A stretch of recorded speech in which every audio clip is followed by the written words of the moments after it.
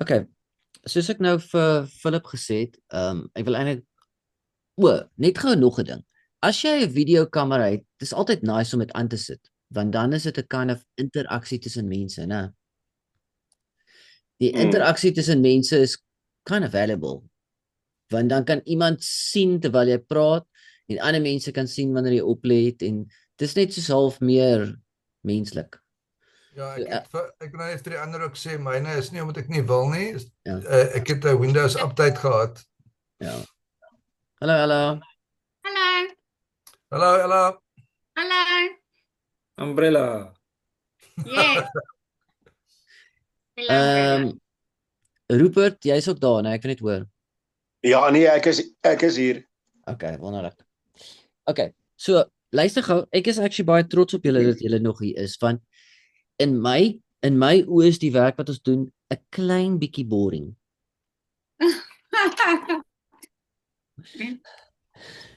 Maar wat ons probeer doen, ek het nou gesê ons probeer 'n raamwerk skep, maar wat ons probeer doen, ons probeer net op dieselfde level kom, eintlik op 'n hoër level, maar ons probeer op 'n level kom waar mense in Jesus en se Paulus se tyd was in hulle gedagtes.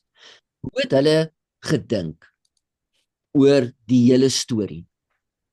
Met ander woorde is as jy vir iemand soos Paulus vra, gee gou vir ons 'n opsomming wat gebeur het met die kinders van God die afgelope 1000 jaar. En of hoekom is ons in die plek waar ons nou is? Nou, dan sal hulle vir jou min of meer 'n storie gee soos ek dit vir jou probeer deurgee. Of dit sal hulle vertrekpunt wees. En ons het daai vertrekpunt nodig as ons na Paulus se goed wil luister. Yes, Pierre. Hallo Ja, man. hallo. Nancy. Sukkel met tech vanaand. Okay. Geen probleem. So ons het ek weet nie hoe baie ek vir julle besê, maar miskien moet ek dit net nou sê. Maar ons gaan baie nog hieroor praat. Ek kan net gou 'n klein bietjie agtergrond gee, nie oor hierdie gedeelte nie, maar hoekom ek doen wat ek doen. Ek dink ek het dit al gesê vir iemand. In die gedurende die reformatie van die 15s en 1600s het Martin Luther basies wat hy gedoen het, hy teen die dogma van die Katolieke Kerk opgetree en gesê dat die Katolieke glo in redding deur geloof en werke. En werke het hy geklassifiseer as geld wat jy gee vir jou sondes en sekere maniere, sekere goed wat hulle doen. En hy het daarteen geskop. En wat hy gedoen het, hy die boek Romeine gebruik waar Paulus duidelik sê we are saved by grace, by faith through grace and not of the works of the law.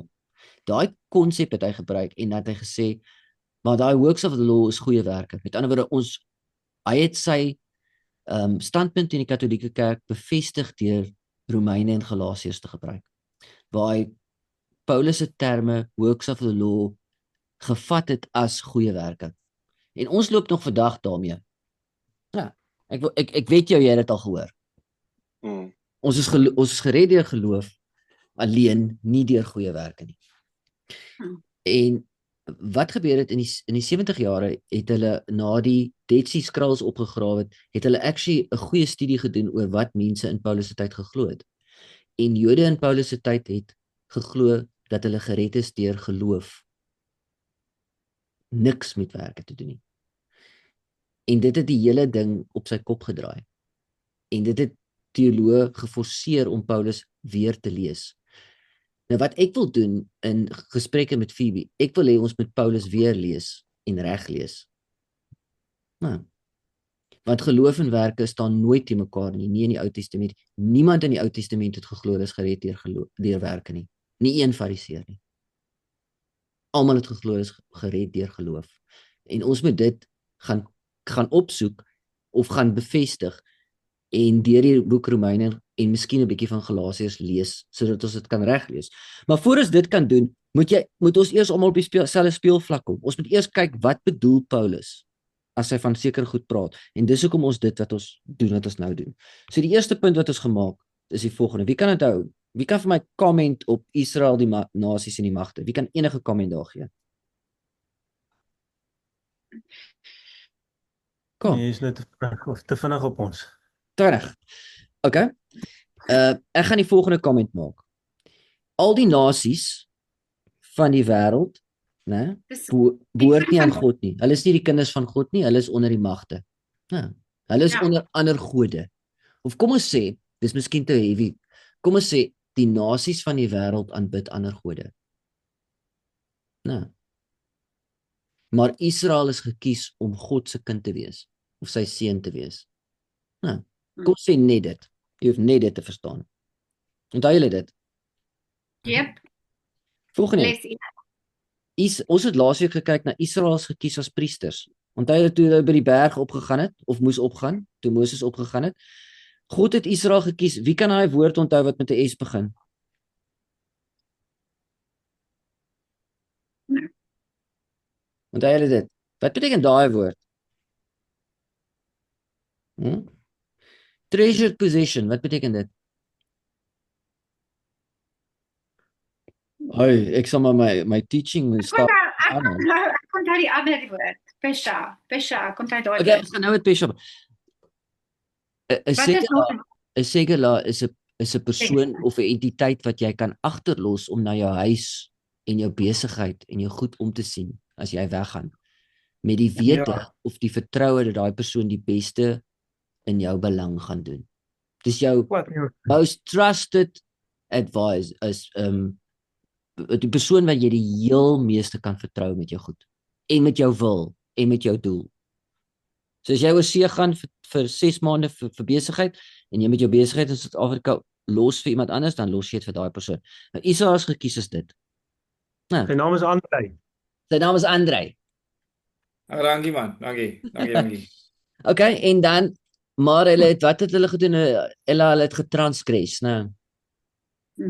En dit beteken Pesha. ja, Pesha. Hulle het die verbondsverhouding verbreek. Hulle het daai trust, as jy 'n persoon vertrou met, kom ons verstel, jy vertrou iemand met die diepste geheime van jou hart en daai persoon blap dit uit. Nou, dan verbreek daai persoon jou vertroue. Hy transgress teen jou. Nou, okay. So dis waar ons is. Israel is gekies as priester. Wat is 'n priester? 'n Priester verteenwoordig 'n klomp ander mense. Wie moes Israel verteenwoordig? Hulle moes priesters wees vir die nasies. Hoekom moes hulle priesters wees vir die nasies?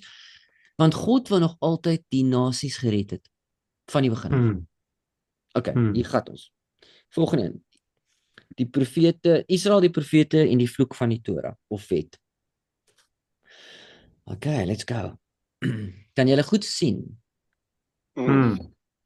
Okay, die vloek van die wet, dit weet julle nou almal, ons het dit al.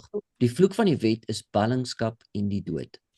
Ballingskap is wanneer jy uit God se teenwoordigheid uitgegooi word of uit die land uitgegooi word, né? Onthou die grondgebied en die area waar God se teenwoordigheid is in die land, en as jy uit daai land uitgegooi word of uit daai area gegooi word, dan is jy in ballingskap. En gewoonlik is jy dan onder die ander magte of gode en dit lei na die dood. Okay, omdat Israel nie 'n hart ontvang het wat God liefhet nie, voorspel Moses in Deuteronomium 29 dat Israel nie gehoorsaam of getrou gaan wees nie. Moses weet dit al voor dit gebeur het, sê hy dit. Israel gaan dus onder die vloek van die wet kom, versprei word tussen die nasies en onderwerp word aan hul gode en so sterf. Kom ons lees net, kan almal hier daai size van daai teks sien? Ja. If you do not carefully observe, dis wat in Deuteronomium staan, Moses recap nou die wet vir hulle, net voor hulle die beloofde land ingaan. If you do not carefully observe all the words of this law that are written in this book, that you may fear his glorious and awesome name, the Lord your God, then the Lord will bring upon you and your descendants extraordinary plagues. En dan skip ek so 'n stukkie aan na vers 64 toe. Then the Lord will scatter you among the peoples, or the nations, from one end of the earth to the other, and there you shall serve other gods, which neither you nor your fathers have known. En dan gaan hy aan, dan sê hy in 31:20, When I've brought you to the land flowing with milk and honey, of which I swore to your fathers, and they have eaten and filled themselves and grown fat. Dit is nou wanneer julle in die land is. Then they will turn to other gods and serve them, and they will provoke me and break my covenant. Then it shall be, when many evils and troubles have come upon them, that this song, dit word Deuteronomy 31 se servant song of Moses, that this song will testify against them as a witness, for it will not be forgiven in the mouths of their descendants. Forgotten in the mouths of the descendants. For I know the inclination of their behavior today, even before I've brought them to the land of which I swore to give them. Met ander woorde, wat Moses al voor hulle in die land ingaan sê is, raai gou wat gaan gebeur as julle in die land is. Take a wild guess. Julle gaan ander gode dien. Julle gaan nie die verbond onderhou nie, né? En julle gaan weggevat word uit die land en dan na ander volke se gode wat julle gaan dien. Ja. Daar's 'n interessante woordstudie in Genesis oor daai woord serve. Baie interessante woord. Maar ons gaan nou nie vandag dit doen nie. Maar anyway, hoe kan Moses dit voorspel? Hoe dink jy kan Moses dit sommer voor die tyd sê?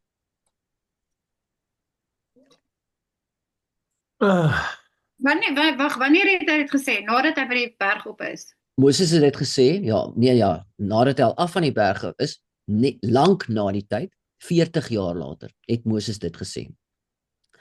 Net voor die Israeliete by die beloofde land ingaan, is dis die woorde van Moses. Daai laaste klompie hoofstukke van Deuteronomy is die woorde van Moses net voor hulle in die land te gaan. Want Moses was die enigste een wat opgegaan het in die berg in sy teenwoordigheid en die wil en God self ontmoet het. Nee. Ja, so die enigste manier wat hy dit seker kan sê is omdat die Here dit vir hom gesê het. Nee, ek dink is omdat hy het saam met hulle gelewe. Hy het hulle ongeloof gesien. Hoe hulle heeltyd optree. Hy het nie by die berg opgegaan nie. Hulle het nie by die berg opgegaan nie en hulle het die wet ontvang op wat? Op klippe, nie op hulle harte. Klippe, nie op hulle harte nie. En dis hoekom hulle nooit God se wil kon doen nie. Nie uit hulle hart uit nie. Okay. Dan die profete. Die profete wat jy nou gaan ontmoet in die Ou Testament. Jeremia, Jesegiel, Jesaja, Hosea, al daai. Hulle kan word genoem as covenant enforcers. So wat hulle basies doen is, dis nie dat hulle regtig so eintlik die toekoms voorspel nie. Wat hulle doen is, hulle kyk net na die scenario. So hulle enforce die wet. So wanneer Israel of Juda in sonde is, of in afgodsdiens is, of in ongehoorsaamheid leef, dan wat hulle doen is, dan kyk hulle na die wêreldmag van die dag, so die Assiriërs, of die Babiloniërs, of die Grieke, of die Romeine, né? En dan al wat hulle doen is, hulle voorspel, Israel, Juda, raai gou wat gaan gebeur. Omdat julle besig is om die verbond te verbreek, gaan die Assiriërs kom, of die Babiloniërs gaan kom, of die Romeine gaan kom, en wat doen? Julle vernietig, julle wen in oorlog, en julle in ballingskap vat, en julle onderdanig maak aan hulle gode. Dis presies wat gebeur het met Israel, ons het klaar hierdie prentjie gesien, dis presies wat gebeur het met Juda, en dis presies wat Jesus mee besig is. Jesus is besig om wat te doen? Hy is besig om vir die volk te sê, wat? Repent and follow me. Met ander woorde, draai om en volg my, en dan in sy einde van sy bediening, soos in byvoorbeeld Matteus 24, wat doen hy? Hy waarsku dit teen die val van Jerusalem met die Romeinse ryk. Okay. So dis presies wat die profete doen. Hulle kyk na die toestand van die volk, en dan sien hulle is besig om te transgress, hulle is besig om die wet te verbreek, en is besig om die dinge te doen wat na ballingskap lei, en dan profeteer hulle dit. So dat is soos predikers. Okay, right, volgende deel. Alhoewel Israel en Juda beide in ballingskap gaan, het God ook deur die profete 'n belofte gemaak dat hy hulle gaan red. So die redding wat God gaan bring is in die eerste plek die restaurasie van 'n nuwe verbondsverhouding. So die eerste ding wat God beloof is dat hy gaan hulle red deur 'n nuwe verbond met hulle te maak. En dit kry ons selfs Moses noem dit ook vooruit. Hy is ook 'n profeet. En dan Esegiel, daai 36 gedeelte ken julle baie goed, né? Therefore say to the house of Israel, thus says the Lord your God, or Lord God, I do not do this for your sake, O house of Israel, but for my holy name's sake, which you have profaned among the nations wherever you went. And I will sanctify my great name, which you have profaned among the nations, which you have profaned in their midst. And the nations shall know that I am the Lord, says the Lord God, when I am hallowed in you before their eyes. For I will take you from among the nations, gather you out of all countries, and bring you into your own land. Then I will sprinkle clean water on you, and you shall be clean. I will cleanse you from all your filthiness and from all your idols. I will give you a new heart and put a new spirit in you. I will take the heart of stone of your flesh and give you a heart of flesh. I will put my spirit within you and cause you to walk in my statutes, and you will keep my judgments and do them. Then you shall dwell in the land that I gave to your fathers. You shall be my people, and I will be your God. I will deliver you from all your uncleanness. And but Moses says, then the Lord your God will bring you into the land which your fathers possessed, and you shall possess it. He will prosper you and multiply you more than your fathers. And the Lord your God will circumcise your heart and the heart of your descendants to love the Lord your God with all your heart and with all your soul, that you may live. So daar's 'n belofte en jy kan al daai profete gaan lees. Jeremia, Esegiel, Jesaja. Alhoewel hulle daai oordeel van die volke voorspel en basies sê dit gaan gebeur, is daar ook 'n belofte van restaurasie. Nou. Okay, wonderlik. So as ons gaan kyk na wat genoem word mainstream restoration eschatology, dan klink dit soos volg. Dis nou 'n opsomming van waarmee ons besig is. God chose Israel, dis nou Israel en Juda, to be his covenantal people. So, om sy verbondsmense te wees. But because of their infidelity and disobedience, they fell under the covenant curse. This means the breaking of the covenant, which led to the captivity or exile of Judah. This actually captivity of Judah and exile of Israel, exile and dispersion of Israel amongst the nations. This is characterized by the death of the people. Nou, miskien ken jy 'n stukkie in die Esegiel van die bene wat daai droë bene wat daar in die valley lê. Nou, dis presies dit. God will redeem, reunify and restore all 12 tribes of Israel to covenantal favor. Now, this includes including an inward transformation to ensure that the restoration will be lasting. So God gaan al daai 12 stamme herstel in covenantal favor, in verbond weer bring. En saam met dit beteken dit dat hy hulle harte gaan verander sodat hulle daai restaurasie permanent is. Okay. En dan die laaste ding is, this will be an eschatological miracle. Wat beteken daai woord? 'n eindtyd miracle wat mense gelykstel aan die resurrection of the dead. En dit is Esegiel 36, né? Is dit 36 van die bene? Né? Wie ken 'n stukkie van die baan? Ek ken dit, ek weet nie wat dit is nie. Ek dink is Ja, 36. ek ken dit, maar ek weet nie ook wat dit is nie, maar dit is Esegiel. Is nie 36 nie. Okay, net in Afrikaans. Ons herlees dit gou binne. 'n Nuwe verbond is nodig omdat Israel die verbond wat God gemaak het toe hulle uit Egipte gelei het verbreek het. Okay, dit het ons. Israel is nie meer in verbondsverhouding met God nie. Okay, Jeremia 31:32. En daai Septuagint, die Septuagint sê eintlik dit baie mooi. Hy sê, since they did not remain in the covenant. So hulle het in die verbond gebly nie. Israel is nie meer die kinders van God nie, is dus nie meer God se kinders nie, Hosea. En hulle het 'n brief van egskeiding gekry, Jeremia 3:8. Maar God self sal die restaurasie bring deur 'n nuwe verbond met beide Israel en Juda te maak. Hy sal weer sy kinders maak en in verbondsverhouding bring. Jeremia 31. En hulle wat nie sy kinders is nie, sal sy kinders genoem word. Hosea. Nou wat belangrik is, Wat is daai LXX? Wat is dit? Septuagint, die Griekse vertaling van die Ou Testament. Is dit toe? Ja, as jy dit sien, MT, dis Masoretiese teks, dis die gewone teks dat hulle ons Ou Testament uitvertaal, en die Septuagint is net die Griekse weergawe, dis die een, Paulus het hierheen gebruik, en ons gebruik die en vertaal dit na ons Bybels toe, soos na die Engelse Bybel, of die Afrikaanse Bybel.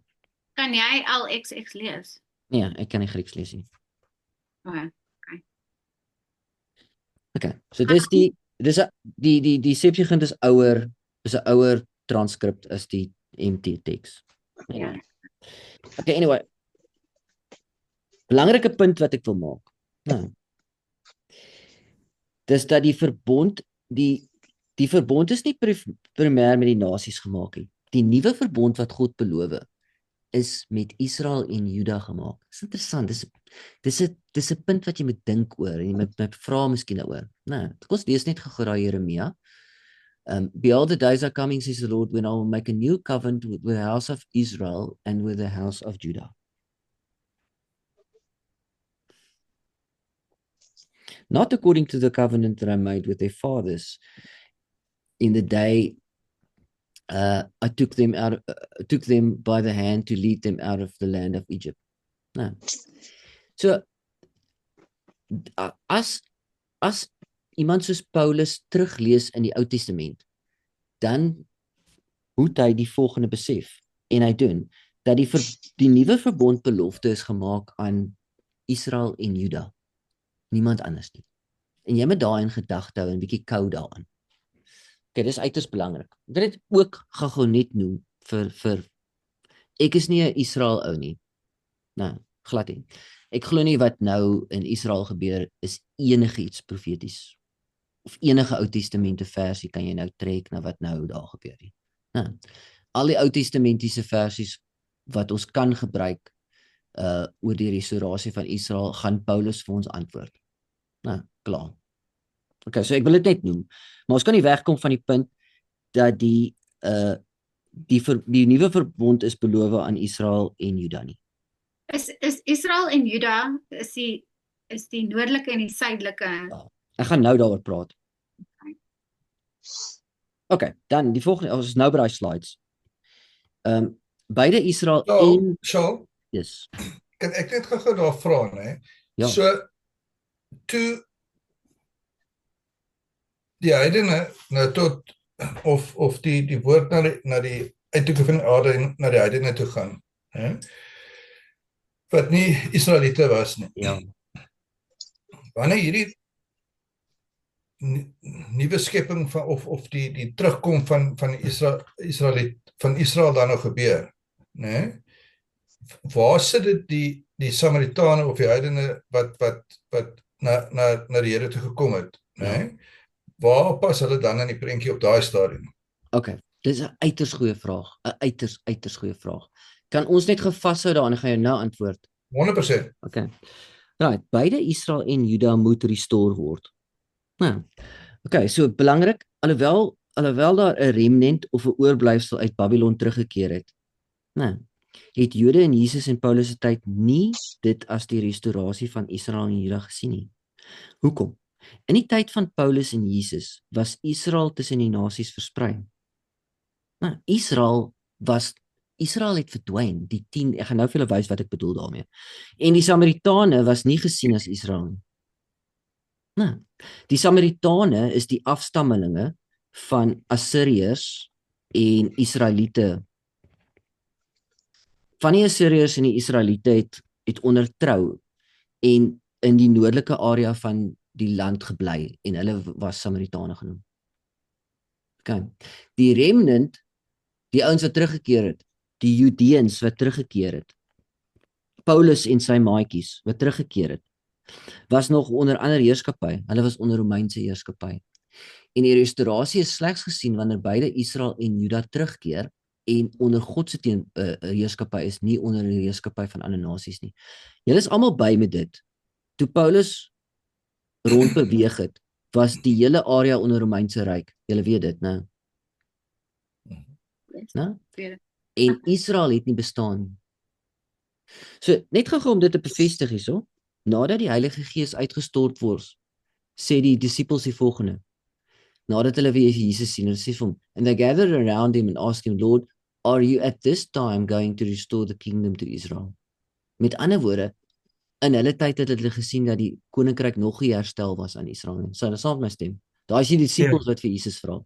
And he said to them, it's not for you to know the times and the dates the Father has set out his own authority, but you will receive power when the Holy Spirit comes upon you, and you will be my witnesses in Jerusalem and all of Judea and Samaria and the ends of the earth. So hulle vra vir Jesus. Met ander woorde, die disippels het gesê, wow, die restaurasie het nog nie plaasgevind nie, né? Okay, volgende slide. Ons is amper klaar. Okay, nou, kyk gou hierso almal. Ek gaan net gou na hierdie prentjie eers kyk. In die tyd van Dawid was daar net een volkgroep en hulle was Israel genoem. Nou, en na Salomo se seuns het daar 'n split plaasgevind. Die noordelike gedeelte was Israel genoem, né? En die suidelike gedeelte was Judea of Juda genoem. Dit het bestaan uit Juda en Benjamin. Nou. So daar was 10 noordelike stamme en 2 suidelike stamme. En die Lewiete het toe die suidelike stamme eventually gejoin. Die noordelikes is eers weggevat in exile deur die Assiriërs. En hulle het verdwyn. Hulle is geassimilate. Wat beteken assimilate? Ons het daaroor gepraat. Hulle het ondertrou, hulle is gone.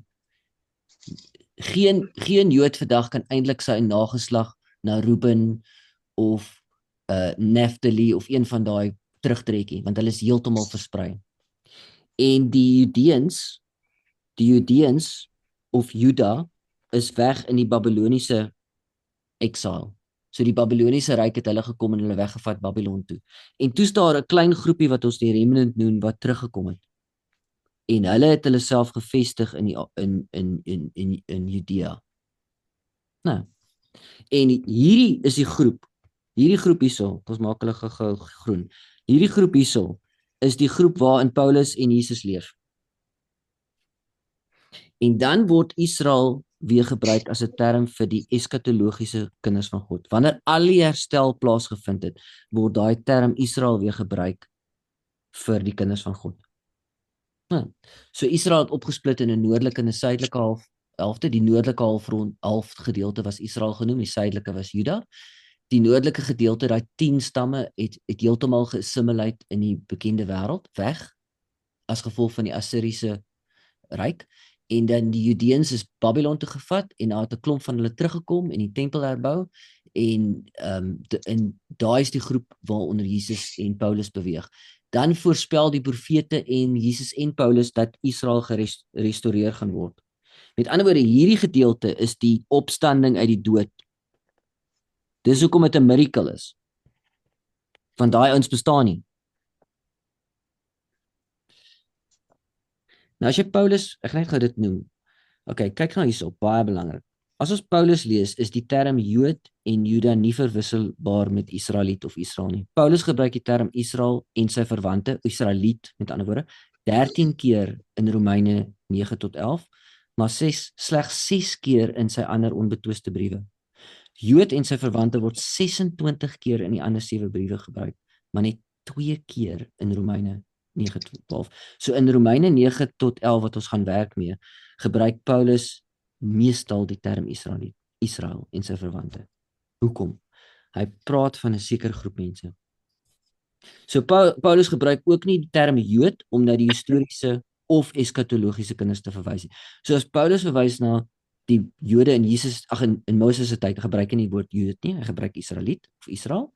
As Paulus verwys na die kinders van God in die toekoms, na die restaurasie, dan verwys hy na Israel en nie Jood nie. Verstaan julle dit? Kan jy sien dat hierdie groep herstel word? Nou, En dit sien jy in Paulus, Josephus en Philo. Al daai twee historikuste doen presies dieselfde. Okay, so dit kan jy nou eers uitblok, jy hoef dit te doen, ons sal weer daarna kyk.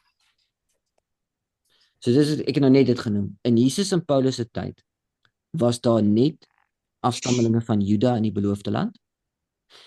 Die vooruitsig is dat daar 'n restaurasie gaan plaasvind en daai mense gaan Israel genoem word, al daai mense, en hierdie ouens was soos in don't know, nowhere. En dan, So wag net 'n bietjie, sorry. Maar is Israel dan, is hulle nou Christene?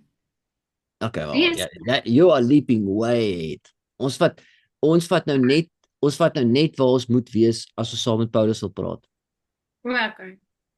Okay, en dan Philip, net om jou vraag te antwoord. Daar was Israeliete en hulle afstammelinge, né? En Samaritane was daar gewees in Galilea en in die noordelike gedeelte van die land.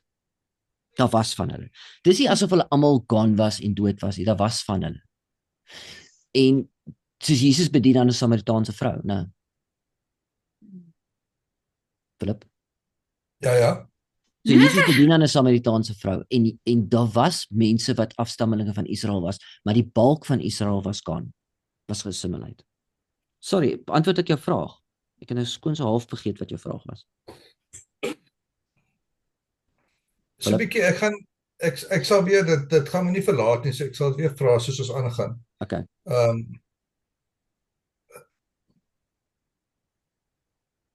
Okay. Ek dink is die laaste slide, dan kan ons gaan gesels. Nou kyk gou hierso. Jesus en restaurasie eskatologie. Okay, kyk gou wat Jesus doen, wat interessant is, wat mense met van 'n bird's eye view kan net raak sien, baie keer mis mense dit. Jesus kies 12 disippels. Wanneer sy bediening begin. En toe Judas verlore gaan, toe kan ons dadelik sien in Matteus 10. Verstaan almal onmiddellik dat daar nog een gekies moet word. Ek weet nie of julle dit al raak gelees het en gewonder daaroor nie. Judas val van die pad af, Ja. En dan skielik moet hulle een kies. Hoekom? Hoekom moet hulle iemand kies? Want dan moet 12 wees. Ons 12 stamme. Is dit omdat daar 12 stamme is? Dis omdat daar 12 stamme is. Is elkeen simbolies? Ja. So wat Jesus doen is hy sê, luister, ek begin die restaurasie van die 12 stamme van Israel. Oh, wow. Okay, dan sê hy vir hulle gaan op 12 trone sit en oor die 12 stamme oordeel, Matteus 19. En dan sê Jesus sy bediening is wat? Hy is gestuur na die verlore skape van die huis van Israel. Matteus 18:6 en 15:24. Wat belangrik is om te weet is daar was nie 12 stamme in die dae van Jesus nie. Daar was nie 12 stamme nie. Die 10 stamme was gone. Niemand het geweet, alles gone. Hulle was ondertrou al vir geslagte al. So dit is belangrik om te weet dat daar nie 12 stamme in die dae van Jesus was nie, wat dit duidelik maak dat hy begin aankondig die restaurasie van die 12 stamme van Israel wat deur die profete beloof is. Dan stuur hy ook sy disippels uit na die verlore skape van Israel, Matteus 18:6. En dan belangrik, Jesus sien die uitstuur van sy disippels as die inbring van 'n oes. Ken julle daai versie? Yes. Pray that the Lord will send harvesters, because the harvest is big but the workers are ready. The harvest is ready but the workers are few. Hoekom? Want Israel was gesien, die nasie Israel was gesien as gesaai in die nasies. En hulle restaurasie was soos die inbring van 'n ryp oes. So Zechariah 20:9, I will sow them, dis nou Israel, among the nation, and they shall remember me in far countries, and they shall live with their children and turn again. So daai oes. Ja? Nee, daai skrif word heeltyd gebruik vir verlore mense. Ja. In die kerk. Ja. Okay, ons gaan daarby uitkom. Daar is die Kyk. Okay, so die oes, die inbring van die oes. Kyk, die oes is ryp, maar die werkers is min. In daai gedeelte sou 'n disipel gedink het aan die oes is die ryp word van die Israeliete wat gesaai is in die land. En dan vertel Jesus ook 'n gelykenis in Lukas 15 van die verlore seun, wat dit ook baie goed verduidelik. Daar's 2 seuns. Een is Juda en die ander is Israel. Israel is die een wat alles verkwyn of weggooi, né, en dan in die varke opeindig. En dan word hy restore na sy vader toe, né. So dis 'n beeld van die 2 groepe, Juda en Maar Israel. verstaan hulle dit so? As Ja. Jesus dit vertel, verstaan hulle, dit is Israel. Ek dink so, dit is ja. Juda. Ek dink so. Oh. Okay, ons is klaar. So, belangrike ding is, Israel en Juda het onder die vloek van die wet geval. Die vloek van die wet is ballingskap, maar daar's 'n belofte van restaurasie. En Jesus begin daai restaurasie met sy 12 disippels. Okay, dis al wat ek wil. Ons kan chat of vra. Ek gaan pause.